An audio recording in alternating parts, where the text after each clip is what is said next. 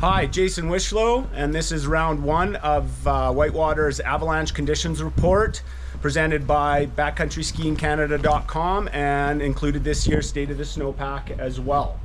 So, not the start we were all hoping for the season.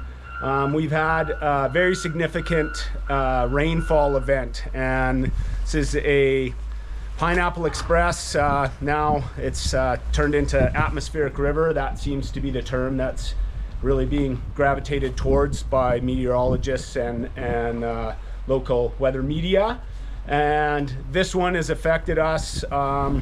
Strong surge of warm air with heavy amounts of precipitation, and unfortunately has hit us pretty close to the bullseye, and Whitewater's received over 100 millimeters of rain with freezing levels up to 2,500 meters. And put that in perspective, top of Weimer Peak is just under 2,400 meters. So we have rain that's gone right to the top, blustery winds up to 70, 80 kilometers an hour at times, which causes even further degradation of the snowpack when that happens, just the way it moves the rain into the snow.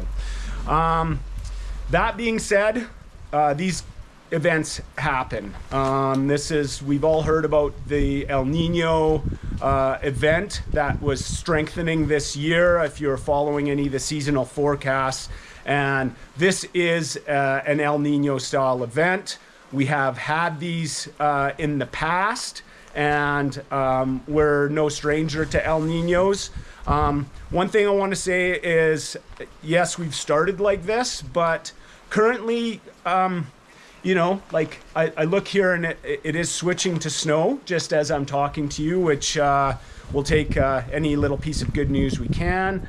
But these atmospheric river events, or these Pineapple Expresses, have happened before, and we will recover.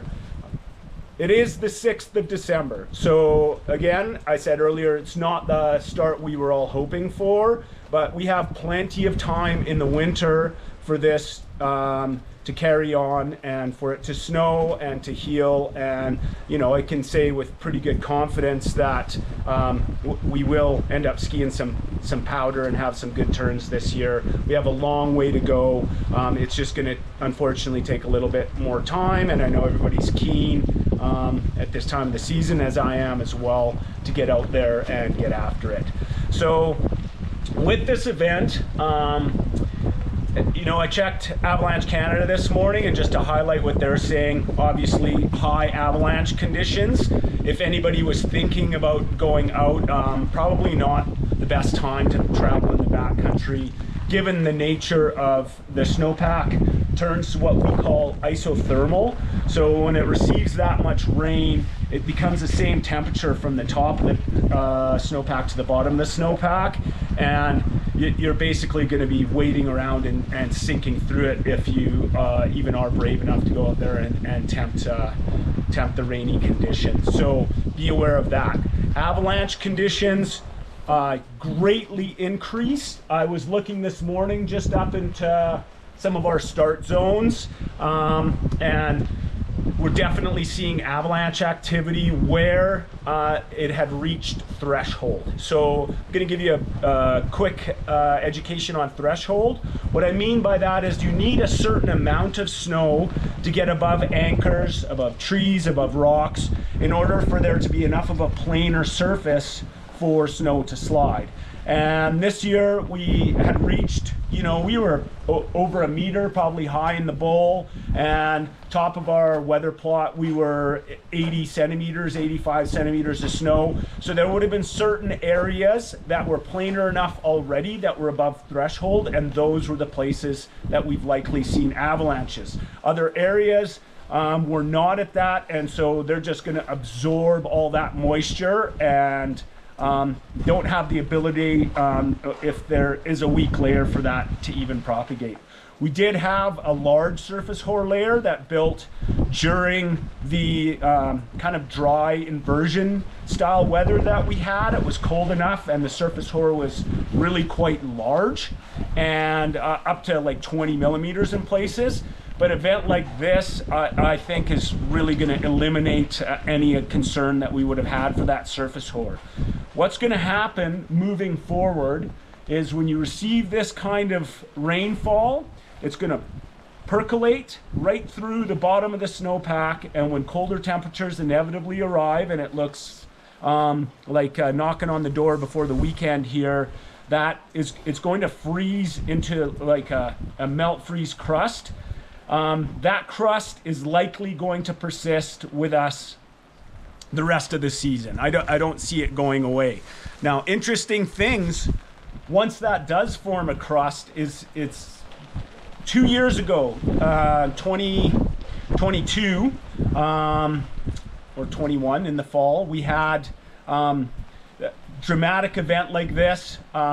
We had greater snowfall amounts when it happened, but it froze into that melt freeze crust, and then it started to facet out. And that's when we had those significant events on First Peak and Whalesback, a size 3.5 on Whalesback, a size 2.5 skier triggered avalanche that everybody ended up being okay, unfortunately. But it was this kind of event that formed that crust. So in places that are still above threshold, you know, high tree line and alpine terrain, between those zones, if there's planar enough slopes where this crust will form, those are going to be areas of concern, and we'll be likely talking about this crust for the foreseeable future, and we'll see how that all unfolds. So I want people to be aware of that as this transitions into a lot more of our normal winter pattern, that you're going to be hearing us talk about this crust for a long time. So foreseeable future, what are we expecting for weather? Weather forecast this morning even, I just had a look, and this is cooling. So you can see now it's already transitioning, freezing levels are dropping. Might be hard to see, but behind me here it is changing to snow, and we're expecting that to continue through the remainder of this storm. So it's gonna freeze, that snow is gonna stay on top. We could have, by the time the systems kind of exit on Sunday, cross our fingers that we have another 30 centimeters of snow that graduates from, you know, kind of this wetter to a little bit drier, which is a good case scenario. Once this freezes on the mountain, it's going to be very receptive to new snow. Backcountry will be initially receptive to new snow, but it's going to be interesting to see how that new snow bonds to the current surface, which is going to be that hefty bulletproof melt freeze crust that we'll be experiencing. So let's cross our fingers that Ular is kind to us and brings these freezing levels down sooner than later, is what I'm hoping, and we can get a little bit of snow on that. Like I say, 30 centimeters of snow up here is going to make the world look like an entirely different place. Unfortunately, given the constraints of the weather and the conditions, Whitewater has had to postpone their opening date till the 15th of December. That's, you know, we're going to be looking at this day by day, and we want to be out here skiing as much as anybody else does, whether it's on the resort or, you know, getting out into the backcountry when conditions are favorable.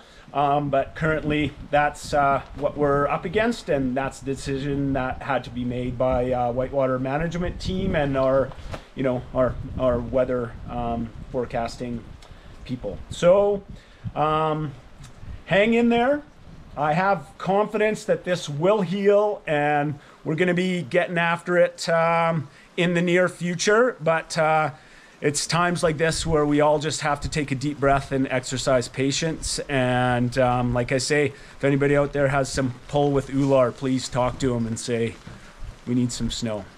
But until next time, be safe and tune in to the following videos that are to come with Whitewater and Backcountry Skiing Canada.com and State of the Snowpack, and look forward to a great season, and this will heal. Thanks, and we'll see you again.